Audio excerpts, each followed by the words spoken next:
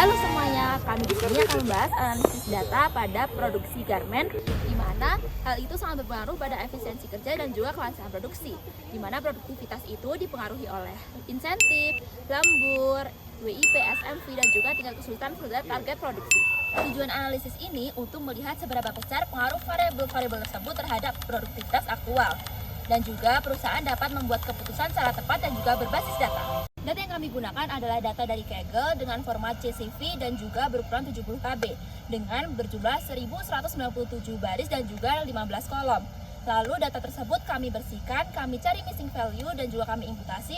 Lalu kami bagi data menjadi 80% untuk data latih dan juga 20% untuk data tes.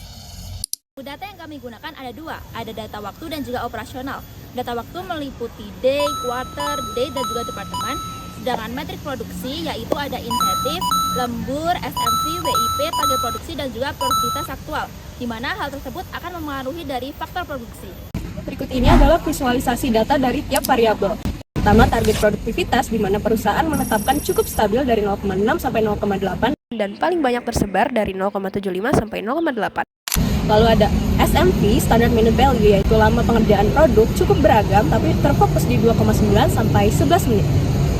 Selanjutnya ada variabel work in progress. Histogram ini digunakan untuk memantau kepadatan jumlah barang yang sedang diproses. Secara statistik, penumpukan barang atau WIP paling sering terjadi pada volume 900 hingga 1100 unit. Untuk durasi lembur menunjukkan rentang yang cukup beragam mulai dari 960 hingga 13.800 menit per hari. Pada variabel insentif, histogram menunjukkan data yang terkonsentrasi pada 50,36. Dan untuk aktual produktivitasnya terfokus pada 0,75 sampai 0,9. Dan melalui analisis statistik deskriptif diketahui mean dari aktualnya justru melampaui target yang diberikan perusahaan. Namun dari situ juga kita tahu ada standar deviasi yang sangat tinggi dari beban kerja yang kemudian perlu dievaluasi lebih lanjut oleh perusahaan. Selanjutnya kita masuk ke fungsi korelasi. Di sini kita menggunakan fitur data analis dengan memilih fungsi korelasi. Lalu kita akan menginput data independen dan juga dependen. Selanjutnya kita akan konfigurasi dengan centang version row dan akan dihasilkan output berupa angka -1 sampai 1 yang menunjukkan bahwa kekuatan atau hubungan antara variabel. Ada 5 variabel utama yang kita akan analisis terhadap produktivitas aktual. Yang pertama itu ada target produktivitas, yang kedua itu ada insentif, yang ketiga itu ada SMV, yang keempat itu ada lembur, yang kelima itu ada WIP. Pertama itu ada target produktivitas terhadap produktivitas aktual. Di sini didapatkan koefisien determinasinya sebesar 17,76% dan koefisien korelasinya sebesar 0,42. Artinya ini ada korelasi positif sedang yang menandakan bahwa kalau target produktivitasnya dinaikkan, maka produktivitas aktualnya akan ikut cenderung naik. Ini adalah WIP, didapatkan koefisien determinasinya sebesar 2,37% dan koefisien korelasinya sebesar 0,15. Ini menandakan bahwa WIP ini adalah sebagai salah satu pengaruh, tapi bukan sebagai faktor utama dalam lancarnya produktivitas. Selanjutnya adalah lembur. Jadi di sini didapatkan koefisien determinasinya itu sebesar 0,37% dengan koefisien korelasinya sebesar 0,06. Menandakan apa? Menandakan bahwa lembur ini hampir tidak mempengaruhi yang namanya produktivitas aktual. Selanjutnya ada insentif terhadap produktivitas aktual. Di sini didapatkan koefisien determinasinya sebesar 7,49% dengan korelasinya sebesar 0,23. Ini artinya adalah positif lemah yang menandakan bahwa jika insentifnya tinggi, maka produktivitas juga ikut meninggi, tapi korelasinya sangat lemah. Selanjutnya ada nilai SMV. Nah, SMV ini didapatkan koefisien determinasinya sebesar 0,6 dengan korelasinya itu minus 0,07.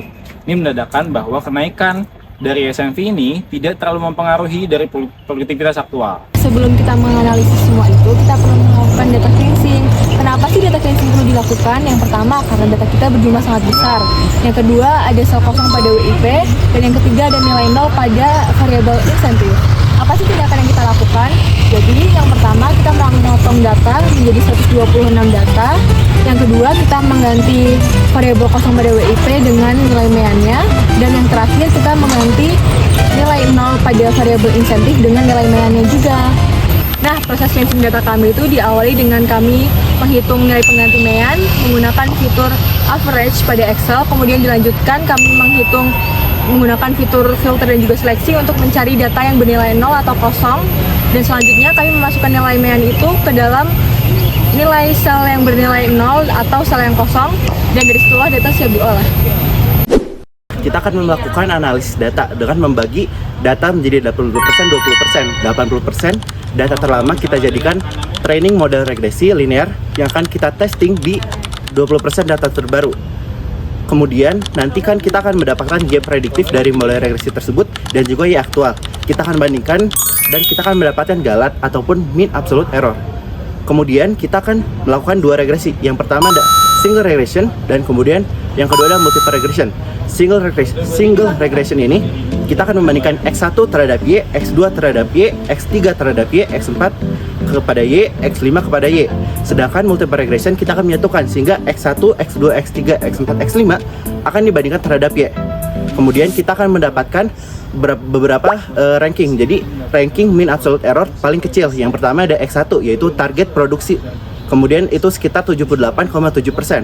Kemudian ada multiple regression sekitar 80%.